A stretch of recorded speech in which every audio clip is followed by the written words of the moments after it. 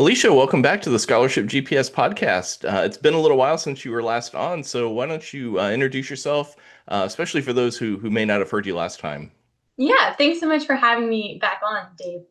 So my name is Alicia, and I work with students helping them to earn college credits early, with the main goal of saving money. And if the student wants to graduate early, yeah, saving on tuition kind of goes, saving on money goes further than just tuition because it's also your room and your board and all Hmm. the other textbooks and expenses.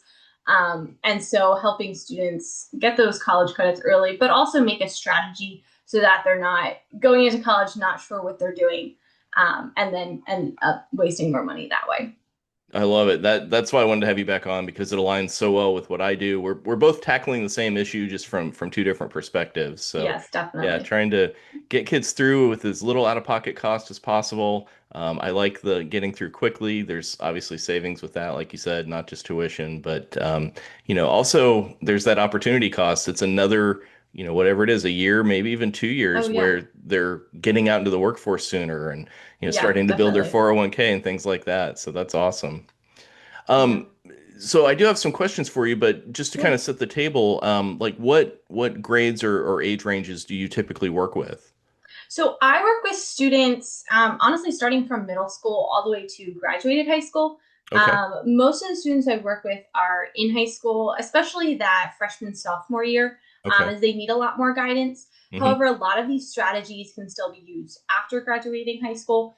Um, Kind of on the younger end, 13 is kind of the minimum age, just because there's rules about taking minors' information online. Okay. Okay. So, in terms of doing college courses and figuring that out, it's just kind of cleaner to start it at 13. But Gotcha. Yeah. really, 13 all the way up to adult. If someone wants to go back to school when they're 40, then they could, yeah, Okay. use some of these strategies. So, Fantastic. That's cool. I hadn't even thought about like adult students. That's really cool. yeah.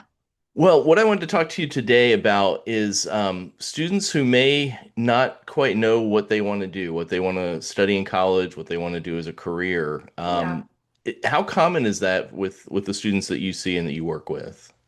Oh, I get a lot of students who have no idea what they're looking to go into. And Mhm. especially because I work with the freshman and sophomore more so, Yeah. it makes sense because you're young and you're just trying to figure out life and you're like, well, I don't know what if I want to commit my life to this one thing. Hmm. So it's very common. It's not, no one should feel like they're behind if they're still trying to work through that. And even though we want to have a clear goal or a clear pathway by junior, senior year, it's Hmm. not something to stress about if you haven't done that Yeah. already. Yeah. Okay. Yeah, and that aligns with kind of what I tell the people I work with as well is freshmen, sophomores, I really don't expect them to have that nailed down. By junior year, I do like them to really try to be working that through. And by senior year, I say that it is really important from a scholarship perspective Mm-hmm. because scholarships, they are there to help you achieve your next goal. It's not an award for doing great in high school. Mm-hmm. And so if you can't tell them what that next goal is, it's going to be difficult for them to justify awarding you that scholarship. So, Definitely. And I think even from the early credit side, once you get into junior senior year, if you've already done a lot of your gen eds before, you're looking to start some of your major specific mhm. courses. And if you don't have a clear path, then it's really hard to figure out what that is and not make extensive mistakes. Right. But especially those freshman sophomore years, even if you don't know, those are the great years to figure that out. And to there's lots of steps you can take, and I know we'll talk about that a little later to kind of guide your way into that, so that you're not just making a decision right away come junior year. Yeah, yep. Well, that kind of leads into the next question I had, and that is for students who are unsure of, what degree they want to pursue or what their college major is going to be, what can they do before, they have that clarity? Yeah, definitely. So the first thing that all students could be working on is general education Hmm. courses, because you have about 1.5 to 2 years of credits worth of credits that are going to be for gen eds. So that's going to be for any degree. You're not going to waste those credits as long as you know that they'll transfer for the school that you're going to. That's always a great option. The next thing that I do suggest students to do is start figuring out what that major is going to be. And Hmm. how do I generally lead students to do that? really through trial and error. So as a person, you kind of know, oh, I generally like this subject and I generally don't like this, or some hobbies you might Hmm. have. And so, for example, you might know that you really hate math, but you want to go into something sciencey. And so we'll try some different courses, maybe dual enrollment, maybe even it's just a course online that's not college credit to kind of see, do I like this or do I not? And Hmm.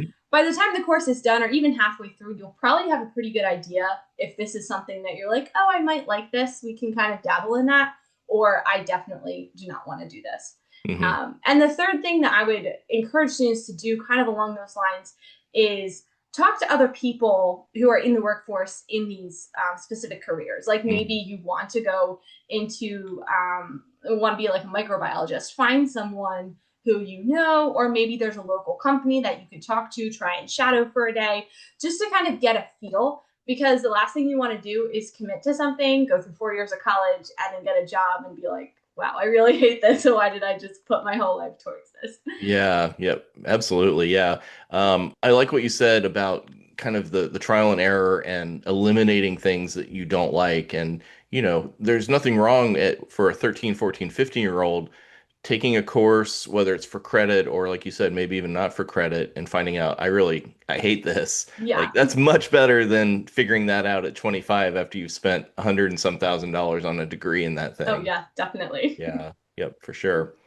Do you have any other ideas for, how students, maybe particularly younger students, can explore, different career paths and different degrees in a low cost way? Yeah. So honestly, like the library has so many resources. It does kind of depend on your area. But they would have so many different types of books. A lot of libraries also have like career exploration type classes or things that you could do through there. But honestly, I feel like it's a lot of just trial and error and kind of yeah, figuring out if you like this, if you don't. And this is also something that their parents can help kind of speak into Hmm. because sometimes there's things that as a parent you'll see that the student might not see this like you're really good at this specifically and I think you Yeah. kind of like it when you do it but maybe you don't like this part of it. Let's try and steer you towards this way. I know that my mom had helped me with some of that stuff. I ended up not choosing that. I went a different path, but it was helpful to have a lot of different options and then to look into each one specifically and be like, I really do like this, but I don't think I want to go into this for XYZ. Yeah, yep. Yeah, that's a great point. Again, I'll say probably more with younger students, but even some of the like juniors and seniors I've worked with, when I start working with them, they fill out a form. And one of the questions I ask is what's your favorite subject and least favorite subject? And sometimes that least favorite subject comes back with something that they actually like. It's just that they had a bad experience with a Yeah. particular teacher or something. Oh, So definitely. I get that all the time too. yeah, yep, that adult perspective of being able to separate, the course and that field from just a particular bad experience, sometimes takes, an adult or a third party like yourself to Yeah. kind of help the kid navigate through that. Yeah, I had a student recently who said she didn't like science, didn't want to go into anything in science.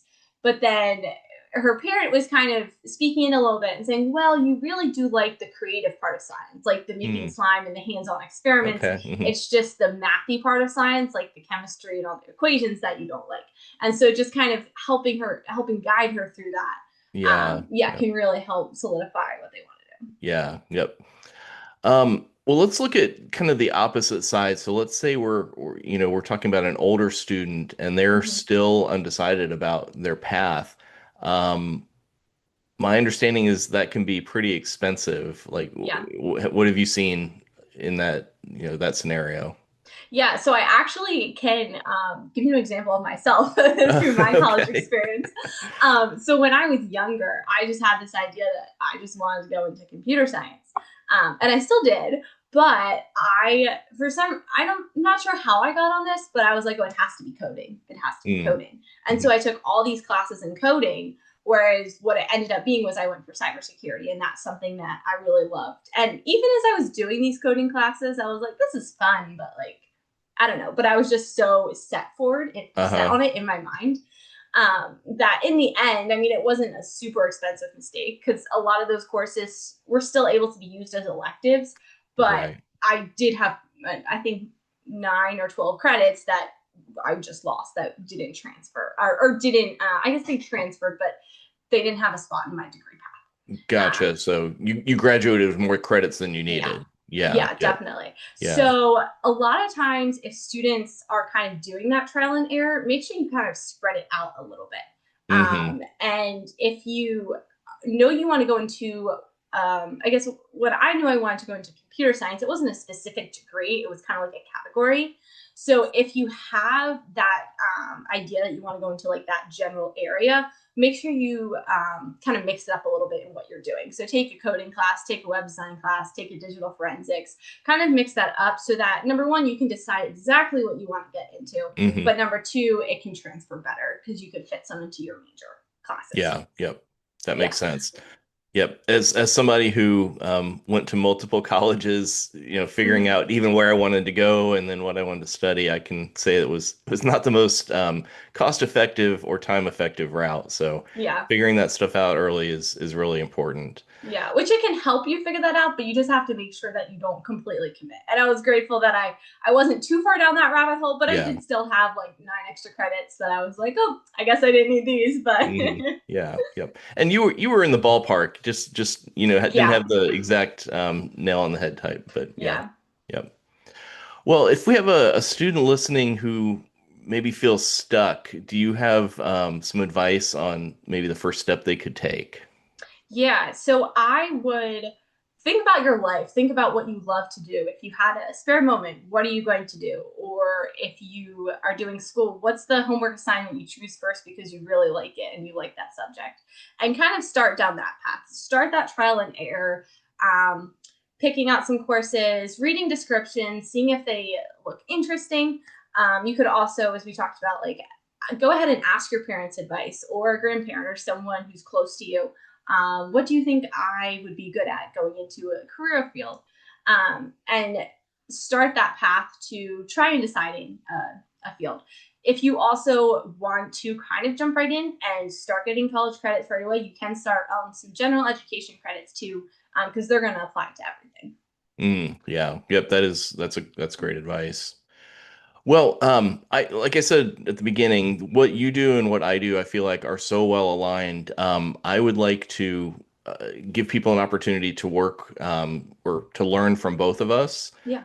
So I'm gonna make an offer where if through we'll throw out the special URL, but for people who would like to sign up for my course, Scholarship GPS, which covers soup to nuts. How do you find the right scholarships? How do you know which ones to prioritize? Application best practices, and even how do you squeeze every dime out of every scholarship you earn? Um, I would like them to also be able to, learn from you. Can you talk a little bit about, what that looks like when somebody works with you through College Redefined, and then I'll explain the offer in a little more detail and how people can take advantage. Yeah, definitely.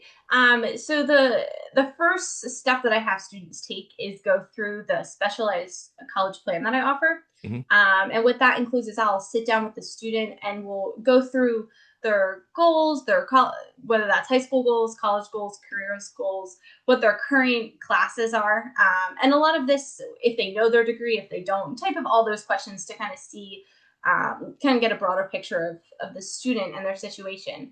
And then I will give you a 2 to 3 page document that has personalized courses and tests that would work really well in the students' where they're at right now. So some of these courses are going to be more of those major specific, or hey, we might want to go into this, let's try this. Other of them might be, hey, you're doing biology in high school, let's also add the college biology so that they can kind of get that at the same time, do some of those general education Hmm. courses. So the document, it takes about a week to come back because it's personalized to every student.